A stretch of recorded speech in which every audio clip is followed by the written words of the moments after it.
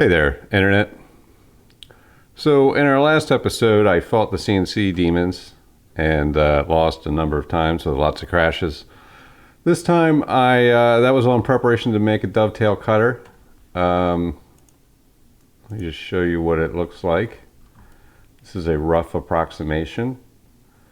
There's a couple issues with it, which I think I'll talk about later. But this is the general shape. There's a little bit of a radius here. 60-degree angle.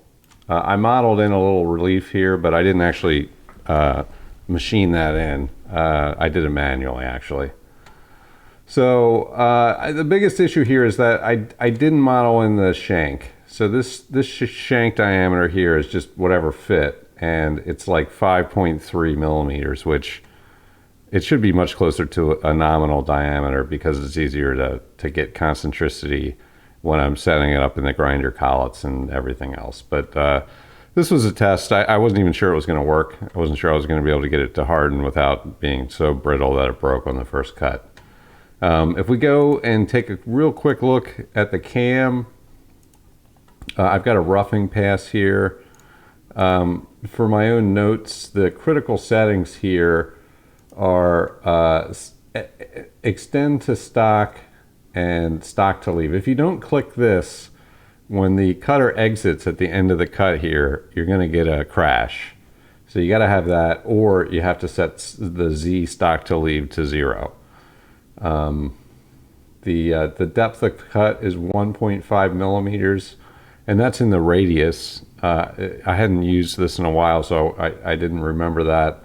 But I believe that is the radius, so it's going to be a total of 3.3 millimeters off the total diameter of the part.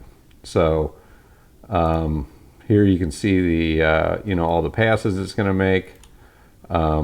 These are kind of largely unnecessary. If you check no grooving, it won't try to cut this concave part. I just avoided doing that because the toolpath didn't work out right. And then the finishing cut is just a one cut along the profile with the 0.1 millimeter of stock that's left removed, and then I followed it up with a spring pass. So let's go over to the bandsaw, and I got a new bandsaw, and it's another thing I've been fighting with, but I found a good way to cut small parts, and I'll show you that next. Clamps.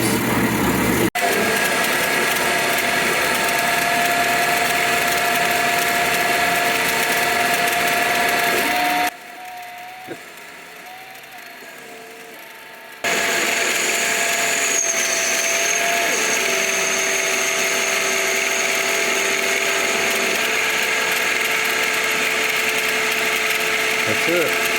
3 sunk gouges on the way out. A little bit.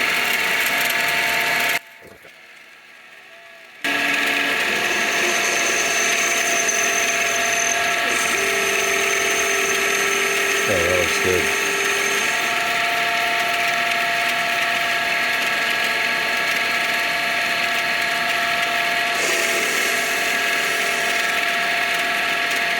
That's it. All right, here it is. That looks amazing. Who would have thought tool steel is easier to cut on a lathe or produces a better finish than mild steel?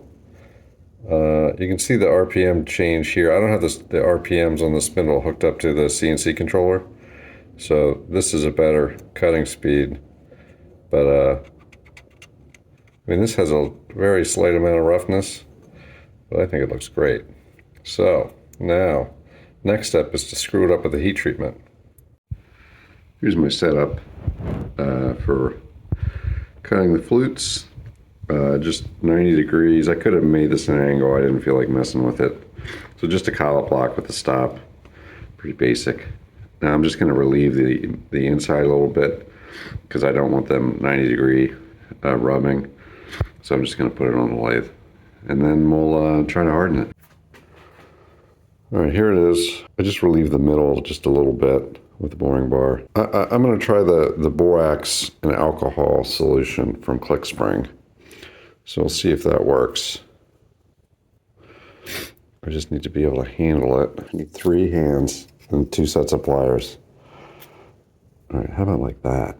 I think that's what I want. Is that gonna be okay? Get that all the way in there. That looks fine. No doubt it's gonna be a problem. Slather it with this, right?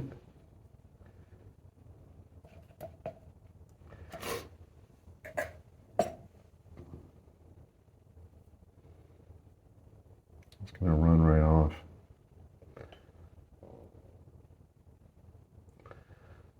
I guess it's better than nothing. All right, what do you got to lose? A little tiny piece of metal. All right, let's fire it up.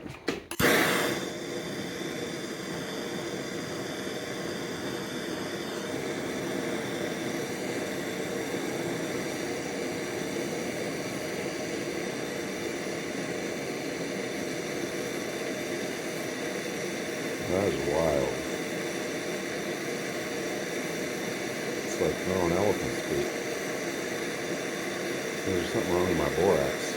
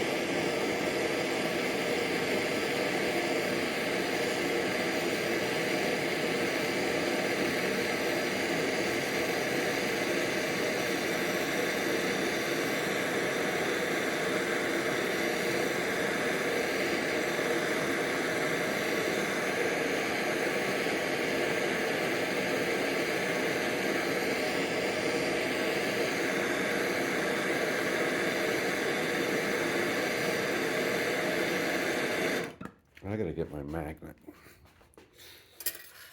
ready.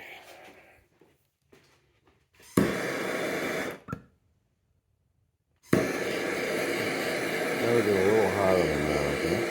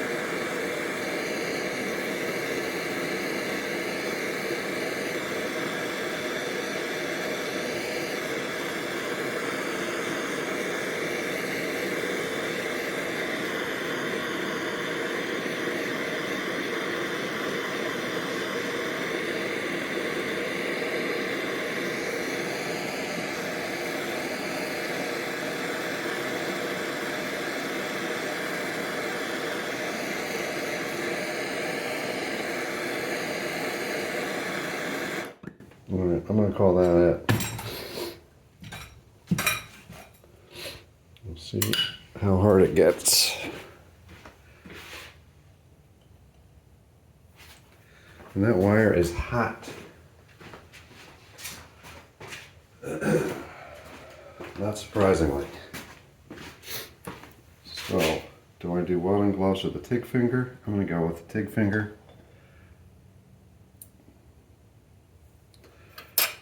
There it is. It looks okay. I'm gonna hang it up somewhere. Just gonna hang it off the bench here. Probably a giant mistake.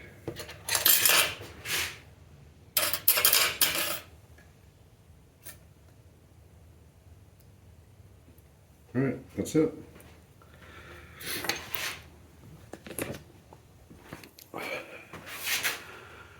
So I'll let that cool down, and then I will try to temper it in the oven. It's going to take about 4 hours, and we'll see if we got something that's not going to break on the first cut.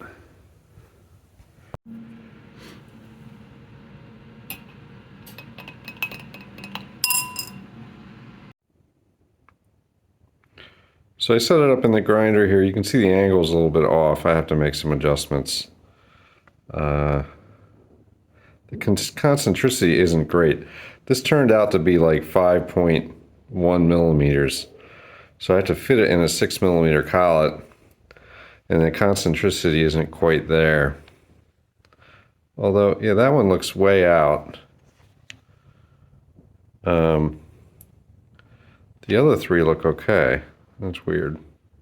Anyway, I'm going to try to fix the angle. Just get right up to the edge, and then I'll probably do the rest by hand just to avoid disaster.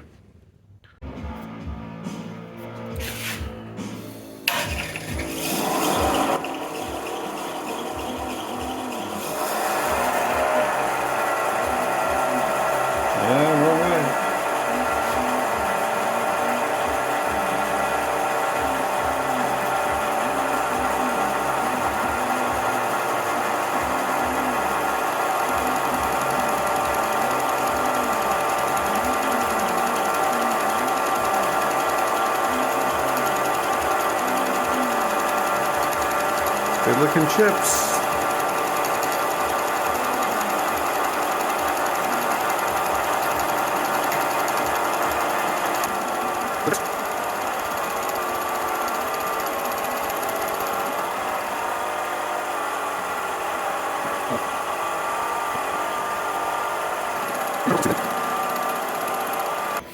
Let's take a look at it. All right, Soundgarden, you're going to have to take a break.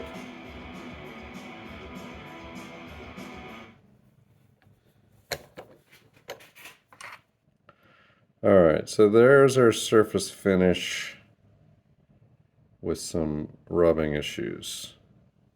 But that's just the cutter geometry, I think. So, you know, obviously from there down looks great. I did a regrind on this after this cut. I had a lot of rubbing at the top, and this is even worse. So this is, I'm just trying to get too much out of this thing, is really the bottom line. But I would say that that surface finish there is pretty darn good for my first attempt at making a hardened A2 dovetail cutter. So, what did I learn? That I can only do this with one hand. I got to go this way, right? Okay, well, I got to do this, and then I got to do that, and I got to reach for the wrench again. No.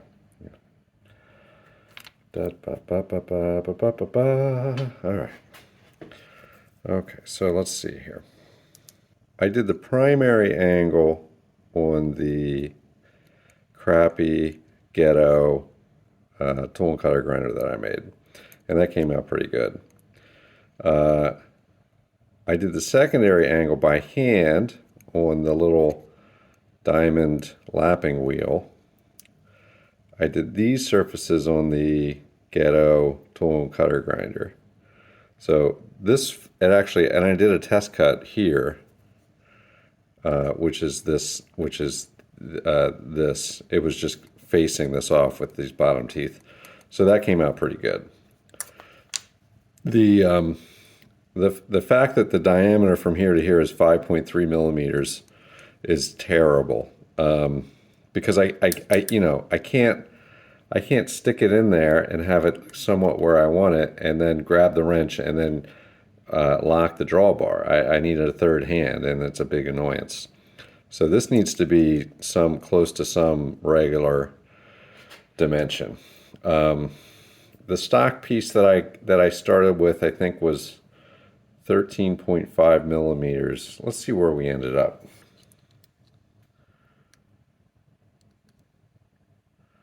All right, so we ended up at, what does that say, 11.28. 11.3, well, that's not good. 11.38. Okay. The radius on the tip that I cut in there is pretty much gone after grinding. So I think I would need to increase that radius a little bit to have it survive sharpening. Again, the stock is 13. I don't know why it came out 11.3. So here's the blank I started with. And that's 13 and a little change. So again, the more I can use of that stock, the better. But this was just too small. The 5-inch shank is weak. So I think I'm going to grab another. I got a whole pile of that A2. I'm going to make a bigger blank and just adjust the cam a little bit and then give myself more diameter to work with. And that'll give me more height from here to here. I think the way that the cutter came out in the cam, it was like 6 millimeters or something. And even though it looked good in the cam, there's just not enough tool here. It's real hard to hold this thing and grind it right. So there's just, the closer you get to here, the harder everything is. And you got to get all the relief right and it starts to rub and there's all those kind of issues. So anyway, I just need to get a bigger piece of stock and do another one. I would say for my first try, this is great. I mean, this surface finish here that I just cut looks really good. And I think the angle's good. Now let's check that real quick. So yeah, that's a 60-degree dovetail that I'm comparing it to, and it looks okay. I don't know how you actually measure the angle on this dovetail, but I would say that looks good. There's another way to show this on the old Camerino. The limited space I have. Well, you set the camera up there.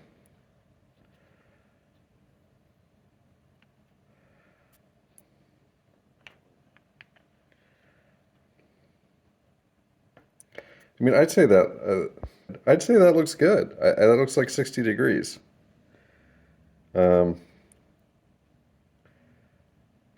Which is what I tried for. Here's the chips. They look okay. Kind of what you'd expect. And I lost the cutter. It's gone. I lost it. Yeah, I expected the thing to break. I really did. So that's a big win. I think that's a giant win. I thought it would be impossible to do this A2 with a torch, but it turned out it wasn't so terrible. I'm not sure, but I'm guessing that if I try to do this again, everything will go south and I'll get a terrible failure. But I'm going to do it anyway. I guess the final thing I can say is that this surface here, where's my pointer? Surface here. I couldn't figure out how to grind that. I just had to do that by hand. I couldn't set the D-bit grinder up to get that. So I just lapped that in by hand. And I don't know, if you know how to do that on a D-bit grinder, leave it down in the comments. But I wasn't able to figure it out. So that's it. That's the the super micro experimental first attempt at hardening A2 steel in the with the torch in the garage. So if you enjoyed it, leave a comment. I mean, you can leave a comment, can't you? You can also hit the like button. The algorithm likes that. Don't mess with the algorithm. So anyway, yeah, thanks for watching, and on to the attempt number 2. Giddy up. Bye.